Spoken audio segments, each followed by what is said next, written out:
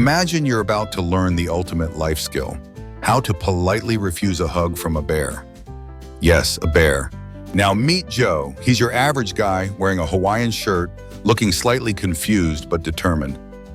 Joe steps into a dense forest, holding a picnic basket and humming happily, completely unaware that a bear is watching him from behind a tree. Suddenly, the bear waddles out, looking surprisingly friendly, and gives Joe a big, toothy grin. Joe freezes. The bear moves closer, arms wide open like it's about to give the biggest, slobberiest hug of Joe's life. Joe clears his throat nervously and says, hey there, Mr. Bear. I appreciate the enthusiasm, but I'm kind of allergic to bear hugs. The bear tilts its head, confused but still smiling. Joe then holds up a tiny laminated card that says, "No hugs, please," in bold letters, waving it like a polite sign. The bear squints at the card, then points at its own chest and back at Joe, as if asking, "Why no hugs?" Joe, thinking quickly, replies, "Well, see, last time I got a bear hug, I ended up with a splinter in my soul and a broken phone."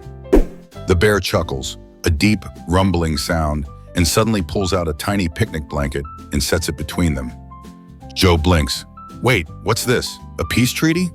The bear nods vigorously and starts placing honey jars on the blanket.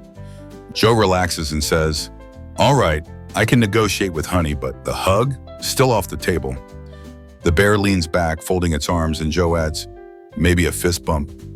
The bear extends a massive paw, and Joe mimics the gesture carefully.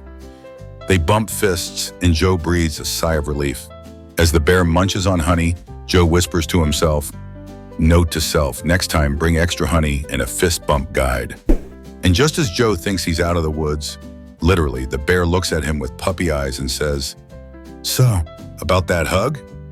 Joe gulps, realizing some lessons are just too wild to learn politely.